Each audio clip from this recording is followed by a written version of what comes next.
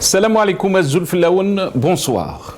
Le chef d'état-major algérien Saïd Chengueriha entame aujourd'hui une visite officielle en France, la première en 17 ans d'un patron de l'armée algérienne, à l'invitation de son homologue français Thierry Bucard, a annoncé le ministère de la Défense nationale, le MDN. Ce déplacement est hautement symbolique, mais qui suscite beaucoup d'interrogations. Alors qu'aucun patron de l'armée algérienne ne s'est rendu en France en visite officielle depuis près de 17 ans. La dernière visite d'un chef d'état-major algérien en France remonte en effet du feu Gaïd Salah en mai 2006. Le séjour du général Chengueriha en France survient avant une visite d'État à Paris du président algérien Abdelmadjid Tebboune, prévue en mai prochain.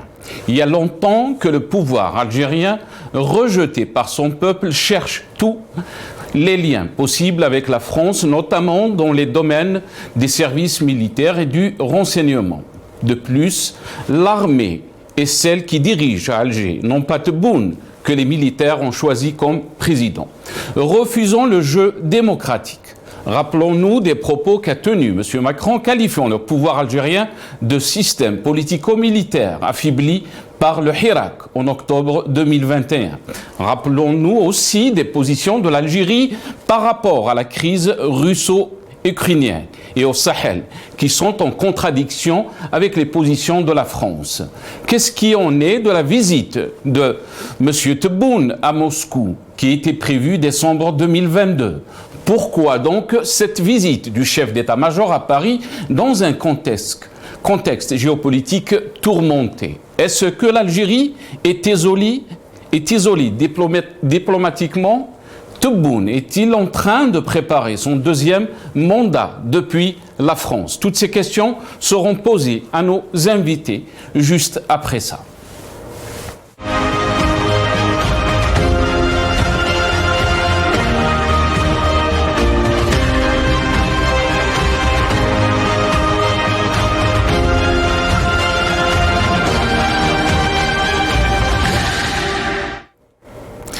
Saïd Chengueriha en France, en visite en France, des questions et des interrogations.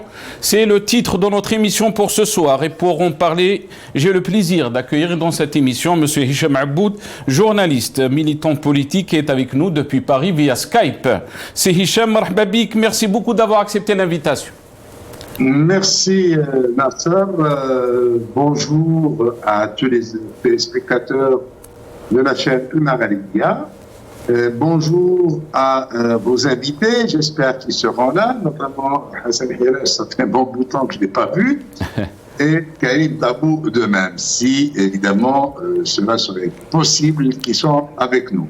Alors, donc vous avez annoncé nos invités, donc Hicham Aboud, Hassan Hiras, qu'on a le plaisir aussi d'accueillir dans cette émission, analyste politique qui est avec nous depuis Paris via Skype. C'est Hassan, bonsoir, merci beaucoup d'avoir accepté l'invitation.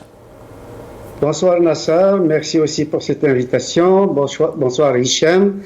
Maintenant que je sais que Karim sera là, bonsoir Karim et bonsoir tous les téléspectateurs. Merci beaucoup. Et bonsoir à toute votre équipe.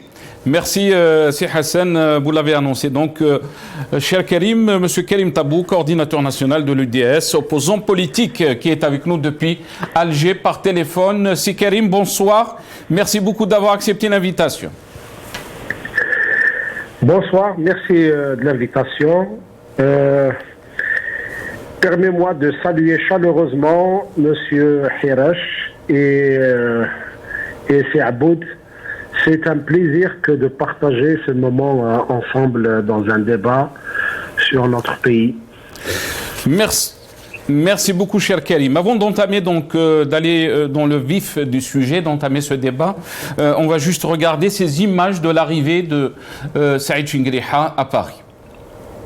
باريس بورجيه بفرنسا كل من العميد إريك بيليتيه المكلف بالعلاقات الدولية العسكرية لدى قيادة أركان الجيش الفرنسي وكذا سفير الجزائر بفرنسا.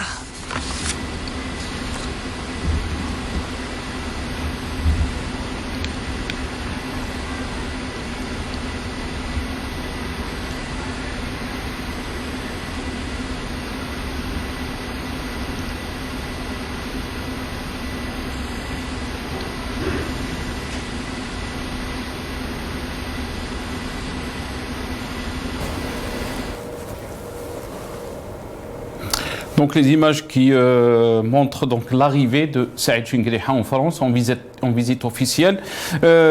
Hicham Aboud, je vais commencer cette émission avec vous. Comment peut-on qualifier de cette visite? Bien sûr, elle survient après plus de 17 ans, si on peut dire. La dernière visite du feu Gaïd Saleh, c'était en 2006. Comment peut-on la qualifier, cette visite, Hicham Aboud? Eh bien, si je vais raisonner comme raisonne le pouvoir d'Alger, c'est-à-dire que toute approche, toute relation avec la France est considérée comme une trahison. Eh bien là, je dirais que cette visite est la symbolique et elle concrétise la trahison du gang actuel qui est au pouvoir à Alger, et la trahison du serment prêté aux Moudjahidines de l'armée de libération nationale. Parce que la coopération militaire algéro-française, qui était nulle dans les années 70 et au milieu des années 80, aujourd'hui, elle gagne c'est-à-dire il y a un regain de cette relation entre l'armée algérienne et l'armée française. Et il est dit, et on laisse entendre que cette visite va permettre à l'armée algérienne d'acquérir un armement français. Et ça, c'est pour la première fois de l'histoire de l'institution militaire algérienne. Pourquoi l'acquisition d'un armement militaire français? Pour la simple raison que les Américains ont imposé aux Algériens de diversifier leurs sources d'armement. Et la diversification passe évidemment par Paris, par l'Allemagne et en partie par l'Italie. La France est quand même a une industrie militaire très importante et Alger compte donc se tourner vers l'industrie militaire algérienne, française. Ceci d'une part. D'autre part, évidemment, il va y avoir encore et encore des négociations autour de l'opposition algérienne en France, puisque ça reste le dada du pouvoir d'Alger, et malgré le revers essuyé devant le président Macron, qui tout récemment avait déclaré dans l'entretien accordé à Kamel Daoud pour le compte de l'hebdomadaire Le Point, pour dire qu'il ne livrera jamais des hommes libres, qu'il ne livrera jamais des opposants au régime algérien, un régime dont il connaît très très bien la nature. Très bien. On remarque ces derniers temps qu'Alger accuse le coup chaque fois qu'une estocade lui est portée par Macron ou par la France. Aucune réaction par rapport au discours de Rancourt à sa tribune parue dans le Figaro, aucune réaction, sauf dans un discours de Tebboune, il n'a fait qu'insinuer, des médias. Insinuation. Pour Macron, il y a eu deux chiffres cinglantes. Une où il dit « Je ne présente pas, la France ne présente pas d'excuses, ne demande pas pardon à l'Algérie ». Et là, silence, pas un mot, pas une réaction. Et lorsqu'il dit « Je ne livre pas les opposants parce que la France est un pays à presse ». Restez avec nous, Hicham Aboud.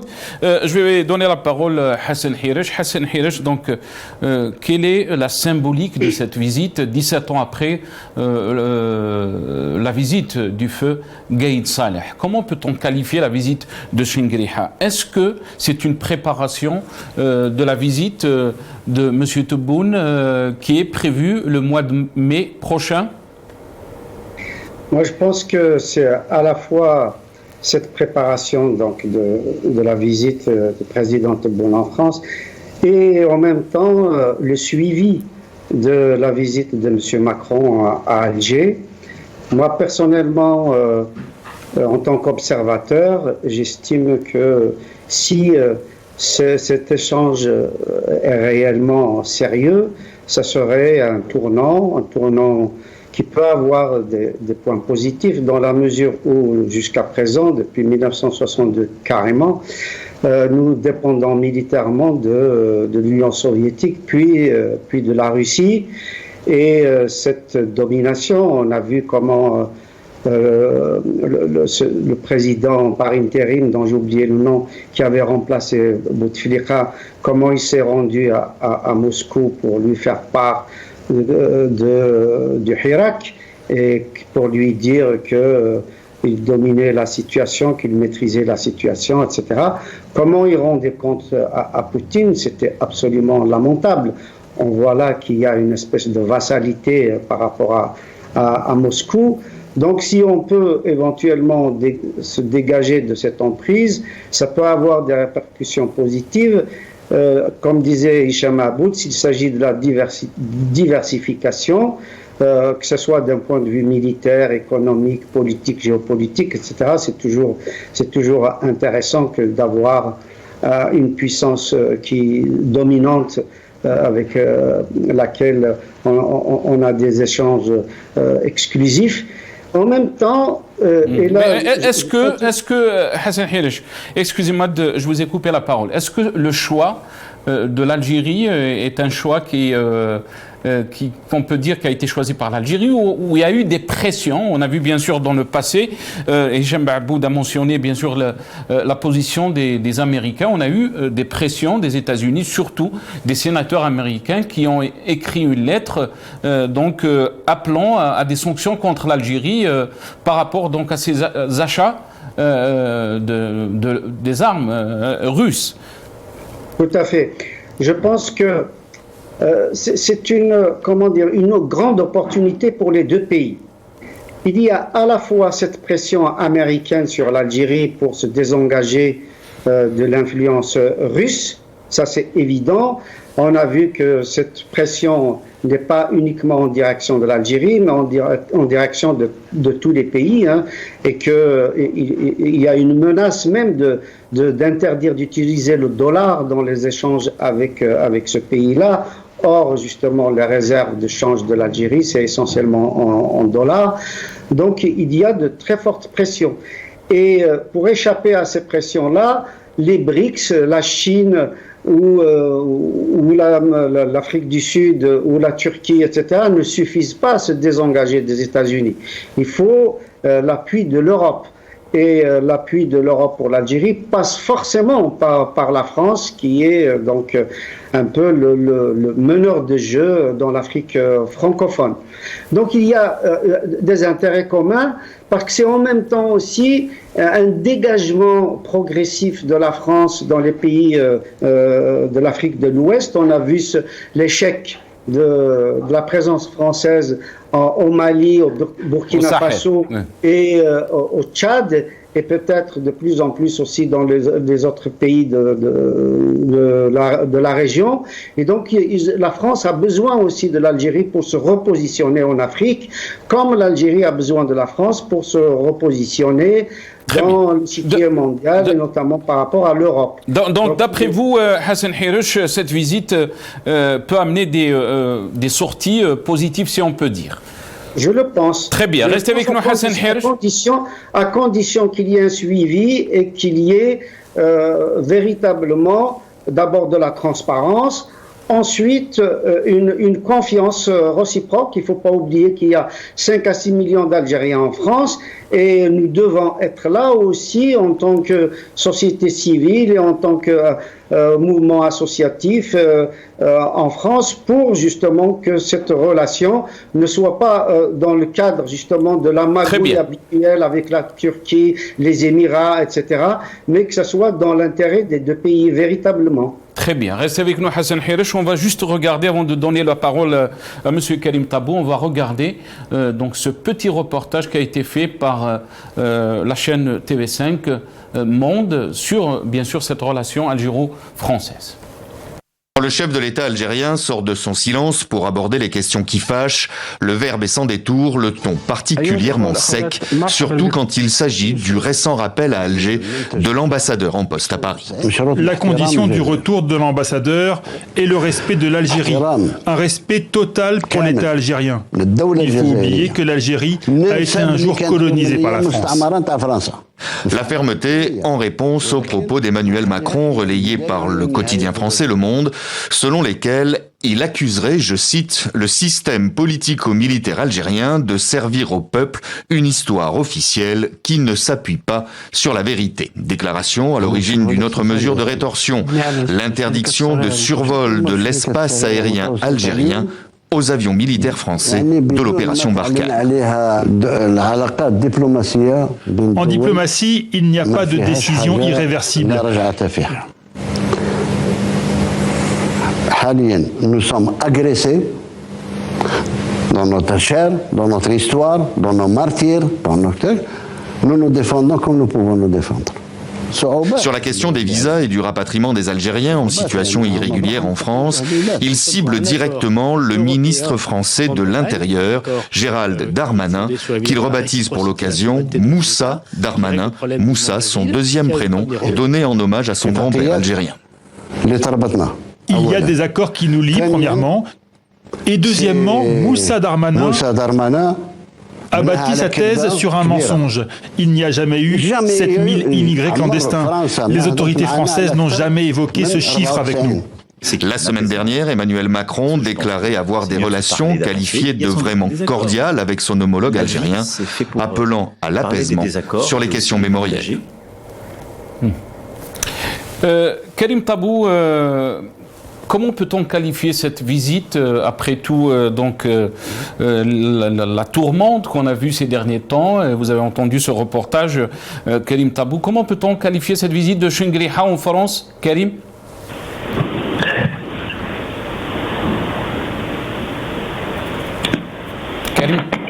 Karim Tabou? Allô, oui? Oui, je ne sais pas si vous avez entendu ma question, Karim. Non, je n'ai pas entendu votre question. La question est juste, comment vous voyez donc la visite de Saïd Shingriha, le chef, le patron des armées algériennes? Comment peut-on la qualifier? Vous avez entendu ce reportage de TV5 Monde. Karim Tabou? Oui, j'ai bien écouté le reportage, j'ai bien écouté les interventions des amis.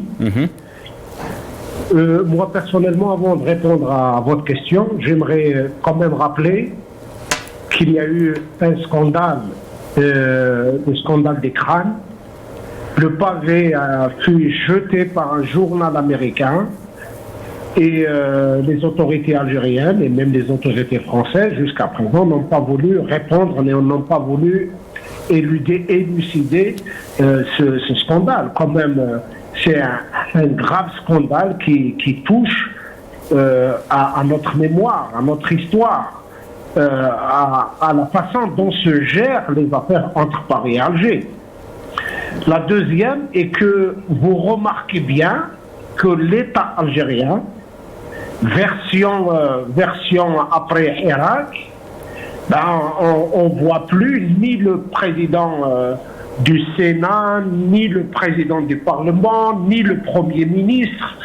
L'Algérie, le pays, le pouvoir est réduit aux seules deux personnes, d'un côté le chef de l'État et le chef de l'État-major. C'est quand même très, très frappant que de voir que ce pays, depuis 3 ans, son activité diplomatique, politique, économique, militaire sont conduites par 2 personnes. Il n'y a plus de place ni au ministre des Affaires étrangères, il n'y a plus de place au Premier ministre, il n'y a plus de place au président du Parlement. Et ça, c'est vraiment une image quand même qui touche justement à ce pays, à l'espoir de sa jeunesse, d'aller vers la mise en place d'un État de droit, d'un État des institutions. Et puis également, la troisième remarque qui est liée justement à cette visite, mais au climat général qui caractérise les relations entre Paris et Alger, c'est certains amis même avaient salué le propos de Macron qui avait qualifié le pouvoir algérien de politico-militaire, se nourrissant de la rente mémorielle, souvenons-nous. Oui. Et après, quelques mois après, on se rend compte que finalement, la France officielle reste toujours fixe, inchangée et inchangeable quand il s'agit de sa complicité avec le pouvoir d'Alger. Et finalement, ce genre de propos, ce genre d'humeur, entre guillemets, déplacée, ne sont que pour servir de pression politique. Et la France officielle sait faire de son propos une pression politique. Et la troisième ou la quatrième remarque, vous voyez bien que ce réchauffement, entre guillemets également, politique et diplomatique avec la France, vient à la suite des pressions américaines qui avaient considéré, souvenons-nous, que l'ambassadrice américaine à Alger avait même rencontré le lendemain, je pense, si je me souviens bien, le chef d'état-major à la suite de l'adoption de la loi de finances, et les Américains avaient considéré que le budget affecté à la défense était trop élevé et qu'il pouvait être un effort de guerre, un soutien d'Alger à l'agression russe contre l'Ukraine. Et finalement, des sénateurs américains, comme l'a si bien fait Macron lorsqu'il a qualifié le pouvoir de politico-militaire, des sénateurs américains avaient demandé, avaient même exigé la prise de sanctions contre Alger. Et voilà, entre Paris et Washington se crée un rôle intermédiaire de médiateur, et la France aujourd'hui est chargée de dédouaner Alger auprès des puissances occidentales. La France est chargée de dire aux Américains qu'Alger reste toujours dans les limites de notre jeu, et l'Algérie joue bien justement à ces rivalités. Vous savez très bien qu'un des arts très développés du pouvoir algérien, c'est qu'il est à gauche, il est à droite, il est avec les Américains, il est avec les Russes, il est avec la France, il est avec tout le monde. Le plus important est de ne pas toucher à ce pacte qui assure son maintien. Et je pense que la France, si nous faisons une petite comparaison entre l'entretien donné par Macron, je pense aux Jeunes Afrique, lors de sa première élection, entre les deux tours, lorsqu'il avait dit que je vais tout faire pour que les relations franco-africaines et franco-algériennes particulièrement soient soustraites au monopole des réseaux, et il était question donc de s'engager dans un partenariat avec les jeunes entrepreneurs, avec les universitaires, avec la jeunesse, et que la finalité pouvait être le bien-être des populations, mais surtout la démocratie. Et voilà, on voit très bien que ce temps qui a été consommé a fini par remettre, je m'excuse du terme, ce couple pervers, Paris et Alger,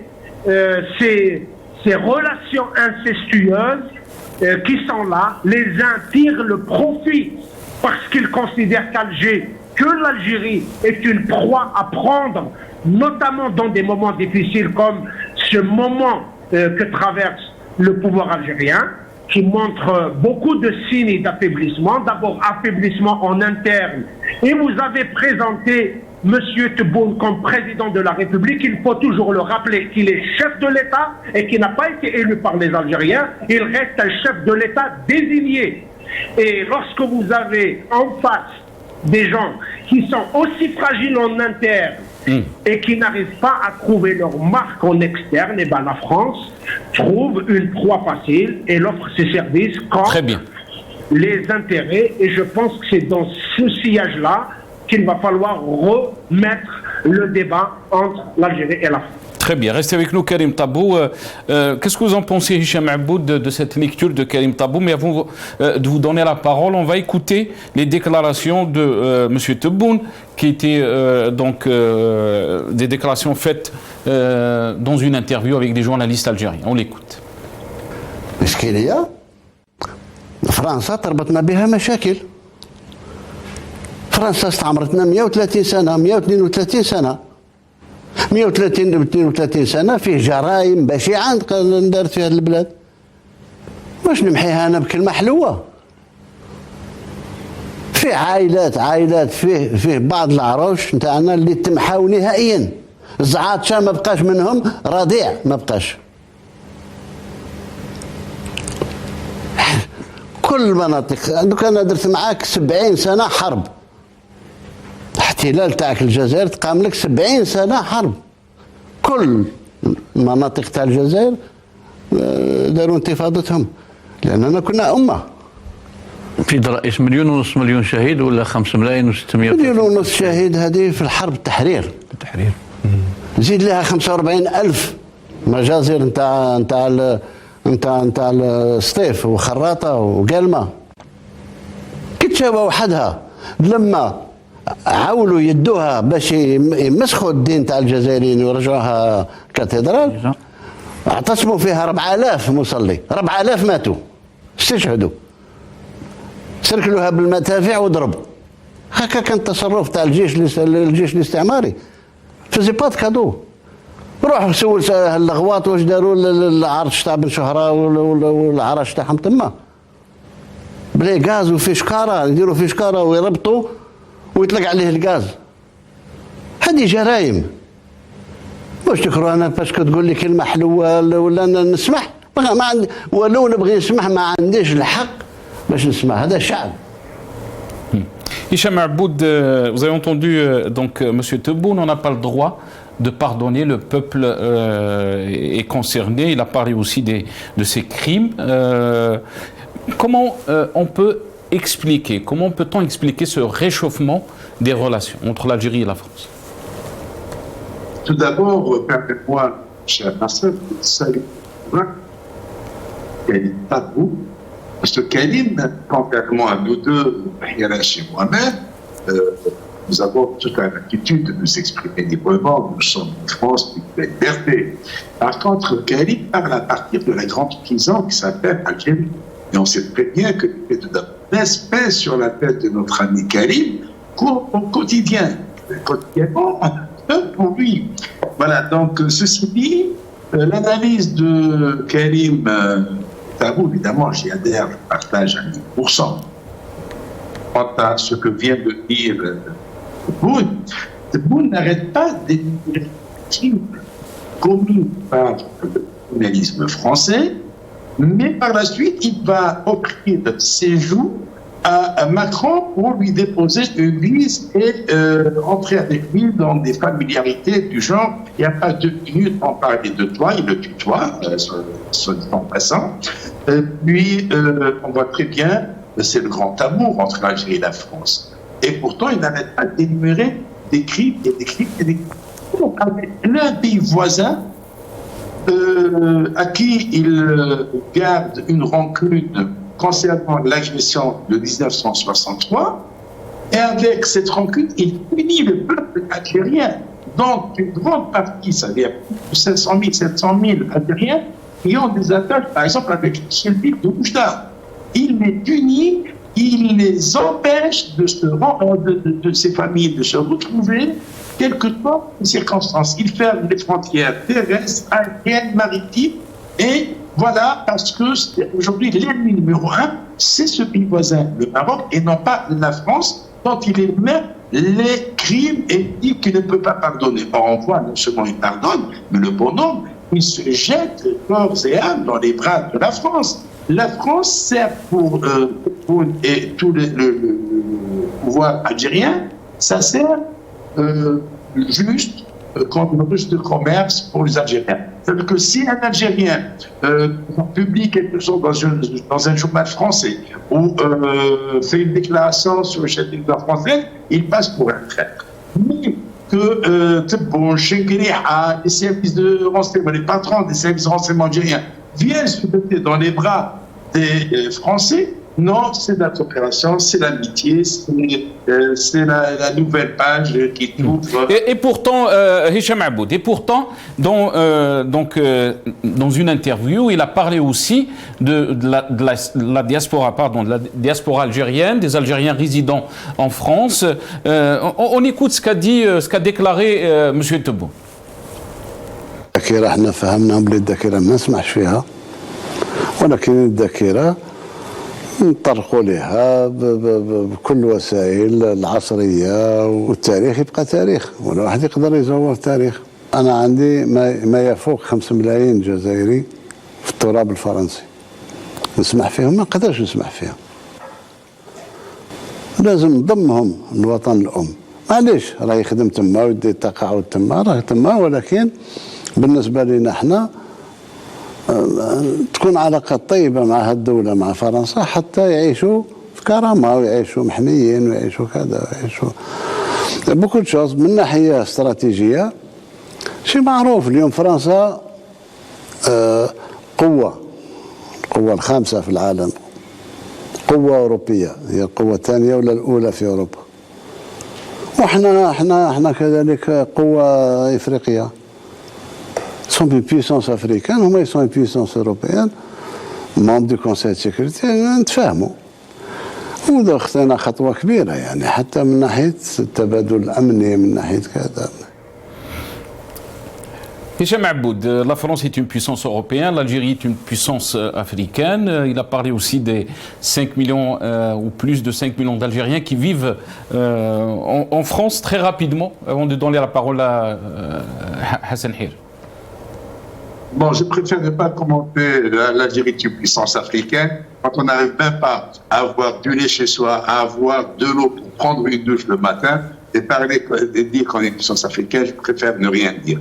Maintenant, concernant les 5 millions d'Algériens qui sont en France, eh bien, 5 millions d'Algériens, c'est un fonds de commerce pour Tebboune et Sakli. Par contre, les Algériens qui sont au Maroc, et j'ai vu beaucoup de biens abandonnés, des biens d'Algériens abandonnés. Dans la seule ville de Oujda, il y en a plus de 1000 biens qui sont abandonnés. Et dans d'autres villes, alors ces Algériens qui sont au Maroc, c'est une quantité négligeable. Ils ne les calculent pas. Ces Algériens sont coupés de leur famille. Et quand, pour une raison extrême, une urgence extrême, telle qu'un décès, ils sont obligés, par quelqu'un qui habite Oujda, et sa famille est juste à Marnia, il est obligé d'aller jusqu'à Casablanca, prendre un avion jusqu'à Tunis. Tunis, il prend un avion sur Alger. Alger, il prend bus ou avion ou train jusqu'à Oran. Et d'Oran, il va encore sur Marnia. Voyez-vous comment l'Algérien est puni? J'ai bien, il est puni, il est châtié, il est torturé par ce pouvoir qui prétend se soucier des Algériens qui sont à l'étranger, se soucier de la diaspora. Très bien, restez avec nous, Hicham Aboud. Hassan Hiresh, il y a une souciance ces derniers temps, mais aussi de la situation en Algérie, de la situation du régime. On a vu l'article ou la tribune qui a été publiée dans le Figaro par l'ancien ambassadeur Xavier Driancourt, mais aussi l'interview de M. Macron dans le Point, mais aussi l'édito du journal Le Monde. Il y a une vraie inquiétude dans le sérail politique français, mais aussi dans l'élite française par rapport à la situation politique en Algérie. Oui, tout à fait. Je veux dire, il n'y a pas que les autorités françaises qui sont inquiètes de l'incertitude algérienne. Je crois que c'est d'abord le peuple algérien qui est inquiet et qui est meurtri et qui subit de la répression. Je rappelle qu'il y a des centaines de prisonniers d'opinion et que je viens d'apprendre aussi la dissolution de la Ligue algérienne des droits de l'homme, faisant suite à d'autres dissolutions, l'arrestation du journaliste Hassan Al-Qadi, qui est symboliquement évidemment une incarcération et qui indique qu'il y a un bâillonnement général du peuple algérien par le régime en place. Mais ceci dit, ça ne veut pas dire que tout s'arrête. On doit continuer notre combat. Concernant maintenant les relations algéro-françaises, je pense que si on peut être un tournant, moi je pense que c'est extrêmement positif pour plusieurs raisons. D'abord, ça serait important que l'Algérie cesse des relations privilégiées avec les dictatures comme la Turquie, comme l'Arabie Saoudite, les Émirats, comme la Russie, etc., qu'elle s'achemine vers l'ouverture avec ça me semble extrêmement important. Je pense que c'est un axe qui peut être positif pour les Algériens. Je rappelle, comme je l'ai dit à plusieurs fois sur votre plateau, que c'est possible que les Algériens puissent faire pression dans cette relation-là, contrairement aux relations avec les dictatures que j'ai citées. Je pense que nous devons prendre attache en tant que militants, aussi bien associatifs, universitaires, politiques, etc., avec les syndicats, les partis politiques français, les associations, toute la société civile pour rééquilibrer la relation qui, aujourd'hui, est uniquement positionnée sur les officiels algériens. Il me semble que nous avons besoin de la France parce que c'est un pays, effectivement, une grande puissance, non seulement en Europe, mais dans le monde. Nous avons besoin de sa technologie. Nous savons que cette technologie a été transférée en Chine, a été transférée en Israël, a été transférée en petite partie vers le Maroc, etc. Il est important que nous aussi, on en profite, d'autant plus que la France nous doit ça, dans la mesure où elle nous a dominés pendant plus de 130 ans. Et je crois qu'elle a des devoirs envers l'Algérie. Mais est-ce que c'est l'Algérie qui a besoin de la France, comme vous êtes en train de le dire, Hassan Hirash, ou c'est le système qui a besoin de la France, surtout dans le contexte actuel? Je pense que si on veut sortir de la rente mémorielle, il faut que la relation entre l'Algérie et la France soit apaisée. Tant qu'on continue dans l'adversité, dans le discours de l'adversité entre les deux pays, ça profite aux gens du système qui utilisent justement la rente mémorielle. Très bien. Et ça profite également aux ultras en France qui utilisent la rente mémorielle pour empêcher les deux sociétés de se retrouver, pour empêcher les universitaires, les entrepreneurs, les militants associatifs, syndicaux, etc. de se retrouver. Je pense que on doit absolument apaiser cette relation France-Algérie si l'on veut justement tourner la page, voire même changer de livre et avoir justement une relation normale avec ce pays, d'autant plus, et j'insiste là-dessus, que nous sommes 5 à 6 millions d'Algériens en France que nous pouvons peser grâce justement au tissu associatif. Je rappelle que l'émigration algérienne n'est pas justement assujettie au système algérien. Au contraire, il y a une opposition extrêmement forte. Nous l'avons vu avec le Hirak. Nous avons soutenu le Hirak en Algérie. Nous avons soutenu les partis politiques. Mais est-ce que le désir de cette diaspora, c'est de changer de système, Hassan Hirash, et que pour l'instant... C'est comme ça, justement, c'est un premier pas. J'insiste sur le fait que si l'on veut que soit mis fin à la rente pétrolière, à toute la propagande autour de la guerre d'Algérie, de la colonisation, etc., qu'on nous ressasse tout le temps ce discours-là, y compris par ceux-là même qui n'ont jamais pris le maquis, qui au contraire parfois justement se sont cachés derrière justement ceux qui se sont cachés au Maroc, à Oujda, etc., et qui utilisent cette rente pétrolière-là pour mettre fin à cette idéologie, pour mettre fin justement à tout ça. Je pense qu'il faut absolument que la relation Algérie-France devienne normale et que devienne... Mais comment C'est ça la question. Restez avec nous, Hassan Hirash. L'université algérienne en a besoin. Très bien. Comment elle va devenir normale? La France défend ses intérêts, on peut comprendre. Mais aussi, est-ce que le pouvoir algérien ou le régime algérien défend les intérêts de l'Algérie? Karim Tabou, qu'est-ce que vous en pensez de ce qu'a dit notre ami Hassan Hirash? Écoutez, c'est un point de vue.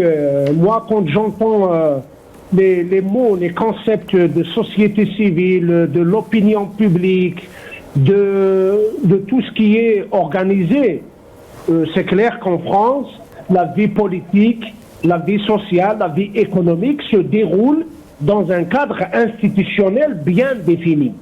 C'est-à-dire, pour vous parler d'un État structuré, il y a de la loi, même si avec quelques limites. Mais en tout cas, lorsque vous parlez de la France, de la liberté d'expression en France, de la liberté de la presse, des députés, de l'opinion publique, de la société civile. Ce sont des mots qui veulent dire quelque chose. Mais de l'autre côté, lorsque vous avez un pays, tout un pays, réduit aux seules présences dans toutes les sphères, dans toutes les activités, que l'uniforme et un chef d'État désigné, ça pose un problème d'équilibre.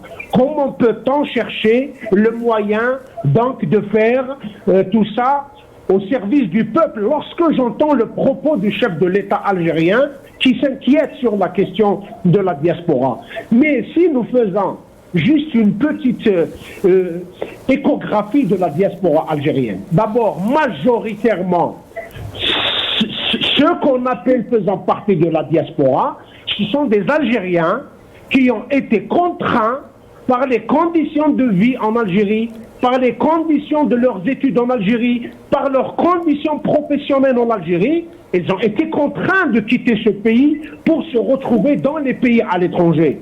Beaucoup d'intellectuels, beaucoup d'enseignants, beaucoup de techniciens, beaucoup d'ingénieurs, beaucoup de médecins auraient pu exercer librement dans ce pays. Mais c'est parce que ce pays ne donne pas justement cette possibilité qu'il n'y a pas de possibilité de vivre dans ce pays. Comment peut-on imaginer que des intellectuels qui ont fui un pays devenu une immense caserne, une immense prison, puisse-t-il être le bénéficier d'un quelconque accord entre le pouvoir d'Alger et le pouvoir en France?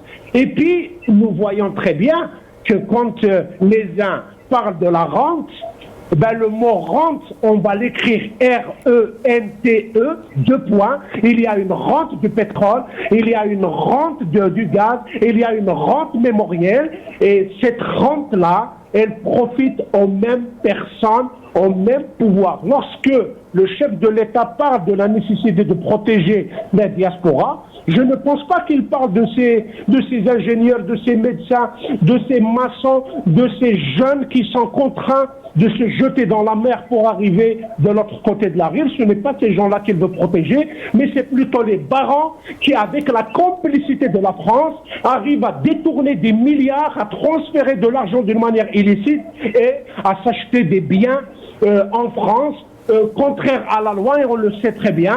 Il n'y a jamais eu de transparence, ni dans leurs avoirs, ni dans leurs biens, ni dans ce qu'ils ont acheté, ni dans ce qu'ils ont détourné comme argent dans ce pays pour aller se faire des choses luxueuses, des biens luxueux à Paris. Donc aujourd'hui, le problème ne se pose pas en termes politiques, le problème ne se pose pas en termes d'intérêts partagés, le problème ne se pose pas dans une relation normale. C'est une relation d'abord qui continue à être le monopole des services, le monopole des réseaux, et que la façade qu'on est en train de voir n'est que la face visible de tout ce qui se passe comme complicité entre Alger et Paris. Il y a un pacte de complicité politique.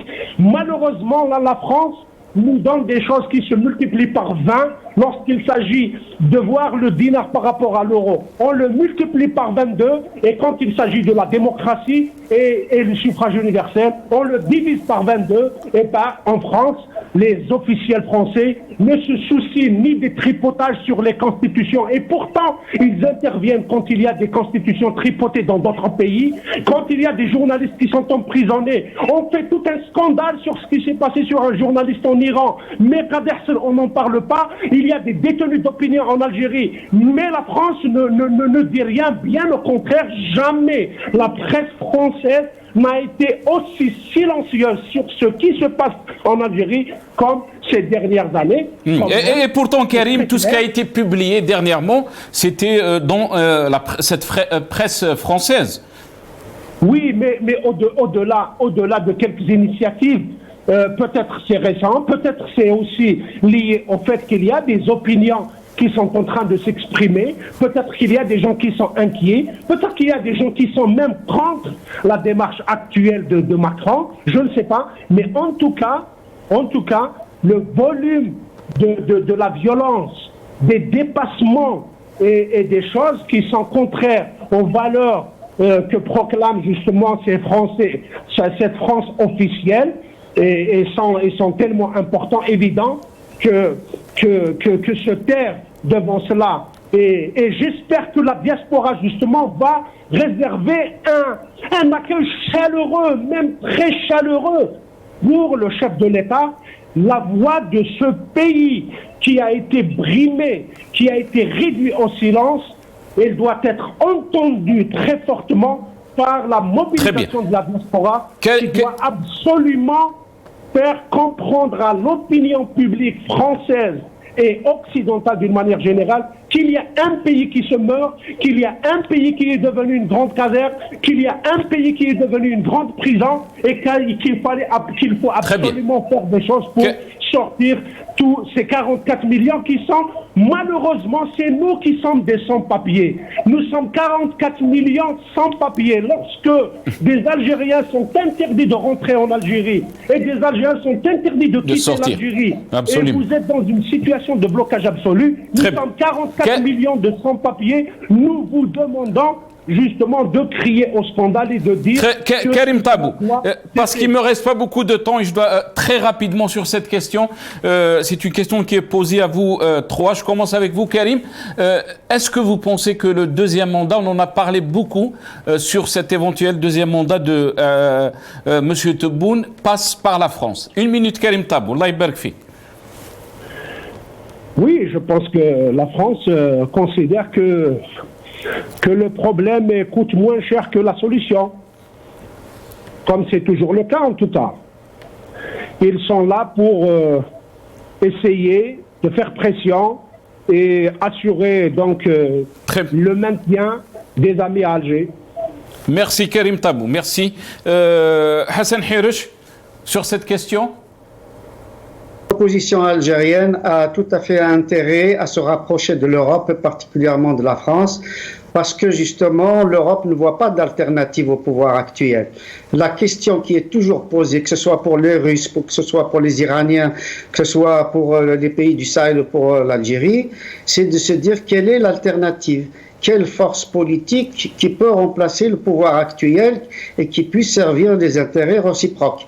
Eh bien, aujourd'hui, il voit que l'opposition algérienne est encore plus virulente que le pouvoir lui-même, et donc ça pose effectivement question. Donc je pense que nous devons réfléchir à tout ça et que nous devons montrer aux puissances justement qui comptent dans ce monde qu'il y a une possibilité d'alternative pour l'Algérie. Merci. Merci. Le mot de la fin, Hicham Aboud, très rapidement. Eh bien, j'adhère totalement à ce que vient de dire Hassan Hiresh, c'est-à-dire qu'il appartient à l'opposition politique algérienne, notamment de la diaspora, de mieux se rapprocher de l'État français et d'arrêter ces attaques contre la France. Pourtant, la France, c'est ce pays d'accueil qui nous ouvre ses bras. Il ne faudrait pas qu'on se montre ingrat, il faudrait qu'on montre à la France que les intérêts réciproques des Algériens et des Français ne sont pas avec le pouvoir actuel, mais ils sont avec des Algériens. J'ajouterai que, comme l'a dit tout à l'heure Karim Tabou, non seulement les Algériens sont des sans-papiers en Algérie, mais les Algériens ont le droit à l'autodétermination. Merci. On a le droit de s'exprimer, de d'élire démocratiquement un président de la République. Merci. D'élire démocratiquement un parlement. Au lieu de parler du droit à l'autodétermination de 9000... Merci Hicham Aboud. Barakallahu fik, merci à vous. Désolé, le temps de l'émission est terminé. Merci beaucoup. Hicham Aboud, journaliste militant politique, était avec nous depuis Paris. Grand merci aussi à Hassan Hiresh, analyste politique. Il était avec nous depuis Paris via Skype. Et merci à M. Karim Tabou, coordinateur national, il était avec nous depuis Alger. Merci à vous, chers téléspectateurs. Ya'tikoum sahha, bqaw ala khair.